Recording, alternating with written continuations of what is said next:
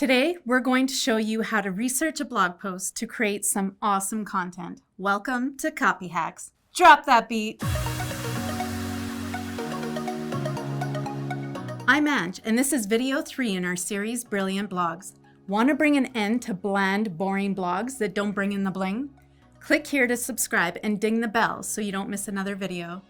Now, you might think researching is for dorks, and you'd rather spend your time doing cool things like, I don't know, playing a flaming guitar or skateboarding over a pit of rattlesnakes. I get it. Those are super sweet ways to spend your Wednesday. But if you want your blog to really hit hard, research is your buddy. It serves 2 key purposes. It helps you find the story or find a problem. And if there was a problem, you'd solve it. Check out the hook while my DJ revolves it. It's Vanilla Ice. Research can also support the story you're telling in your blog post. Remember when you were a kid and you'd say something and some kid would be like, "Oh yeah?" Well, research is another kid that yells back, "Yeah!" Okay, so it's a little more elegant than that. But the important takeaway is research has your back when those other kids are trying to make you eat worms. Not only that, but when you're researching one idea, you might come across some really great stuff for another. Here's Joe to explain. Most of the time when you're already writing a blog post, you are not looking to find a story. You've already got the story. You know what you're trying to tell. You know what you're trying to get across. Other times when you're writing, you might find yourself just distracted by things like most of us do, or we're doing some research or we're doing some writing and some new idea comes to mind.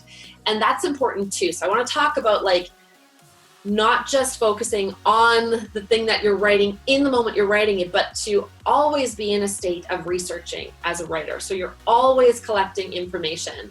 Joe's going to take us through her process of collecting research, including 2 resources we created for you, absolutely free. Boom! First, where do you go when you want to find quality research material? Joe's a big fan of deepdive.com, an online archive of scholarly journals. If you want a credible source for your research, this one is a heavy hitter. There is a monthly fee associated with it, but if you're establishing authority in your space, it should be a drop in the bucket in the big picture. Another resource is Google Scholar, which has some free resources, but largely you'll need individual access to each journal, which could get real pricey. Joe has one workaround that could help. Usually the abstract is actually enough for us to take what the high level learning is and use that. BuzzSumo is another great option if you're looking to dive deeper, have some budget to spare, and want to see how popular articles on your subject are online. And of course, there's also this little search engine, I don't know, maybe you've heard of it before, called Google. Now that we've found some sources to cite in our research, how do we save them?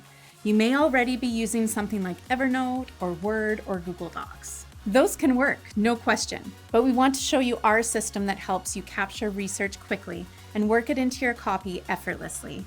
It's called AirStory and AirStory Researcher.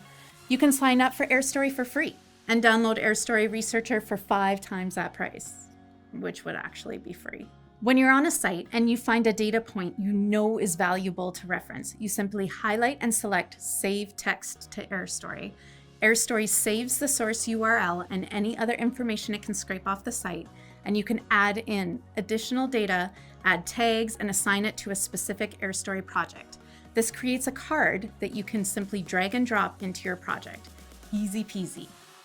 When you're clipping your points for research, Joe always advises that you clip a single data point at a time. Why is that? Because research is a reusable thing.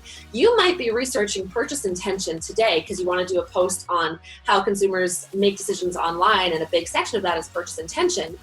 But you might want to reuse that later for a single small infographic, let's say, on purchase intention. So you will want to reuse your research the more you go through and try to build your authority and do awesome content marketing. It's never just a one-time thing. And finally, tags are super important to making sure all the research you did is in a place where you can find it later. According to Joe, you just need a system that you can follow. Use the thing that you're going to be able to understand later, because you're communicating with yourself, right? You're not here to share research with the world necessarily. You're just trying to collect research that you can find it later and then use it. Thanks for watching. If you're looking for more tips on how to write great blogs, be sure to click the subscribe button. New videos are added every single week. Click here to check out some more videos.